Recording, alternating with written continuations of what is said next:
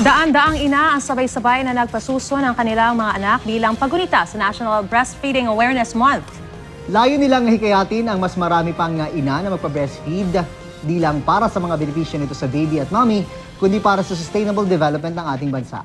Ang Manita Balita hatid ni Jamie Santos.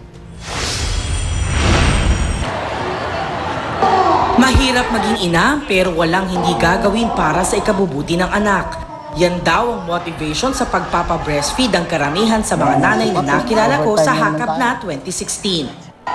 Partner ng araw nila ang pagod at puyat pero walang sumuko para ibigay ang pinakamainam at pinakamabuti para sa kalusugan ng anak, ang breast milk. Damay rin naman daw kasi ang mga nanay sa dami ng benepisyong nakukuha sa pagpapasuso. Si Resilane Pingol, mahigit 3 taon nang nagpapa-breastfeed. Una sa kanyang 3 taong gulang ng panganay at sa kanyang baby na 9 na buwang gulang. And yung aim ko kasi is to give the best for my children. And then environmental friendly kasi walang garbage. And then paglalabas kami, no need to bring any bottles. So ako lang. Kambal naman ang anak ni Jiki Adun kaya extra challenging sa kanya ang pagpapa-breastfeed. Wala namang problem. So ngayon, 2 years, 6 months na tandem feeding pa rin sila. As long as they want it, as long as they need it, then I'll be giving it to them. Hindi madali ang pagpapa-breastfeed pero kayang-kaya ng bawat nanay. Gusto namin sabihin sa lahat ng mga nanay na nandyan, hindi kayo nag-iisa. Nandito ang Breastfeeding Pinayas para umagapay sa inyo, para sa kinabukasan ng mga anak nyo ang pagpapasuso. Upang sila'y maging matalino, hindi sakitin, at hindi lang yan, malaki pa ang matitipid nyo dahil hindi nyo kailangang bumili ng lata-lata ng gatas. Bilang paggunita sa National Breastfeeding Awareness Month, muling nag-host ang online support group ng Breastfeeding Pinayas ng Hakap.na 2016.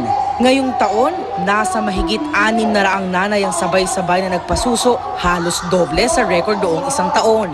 Malayo na ang narating mula sa unang Hakap.na noong 2013, kung kailan nasa 100 nanay ang nagpasuso. Highlight ngayong taon ang pagpapakitang importansya ng breastfeeding sa sustainable development ng isang bansa. Ang breastfeeding ay isang susi sa pag-unlad ng bansa natin at ng ating buong mundo. Kapag ang mga nanay nagpa-breastfeed, they will create children who are smart, who are healthy, and they will be good servants to our country. Natutuwa ang Department of Health sa pagdami ng breastfeeding nanay sa bansa. Patuloy raw nilang paiigtingin ang kanilang kampanya para ipakita ang importansya ng breastfeeding. Sumasampa lang sa 60% yung breastfeeding natin. Tapos bumababa yun habang tumatagal. So gusto namin makamit natin yung 80% at manatili yan, yung exclusive breastfeeding ng hanggang 6 months. Ginanap din ang sabayang pagpapasuso sa iba pang lugar sa bansa at maging sa Singapore. Jamie Santos, GMA News.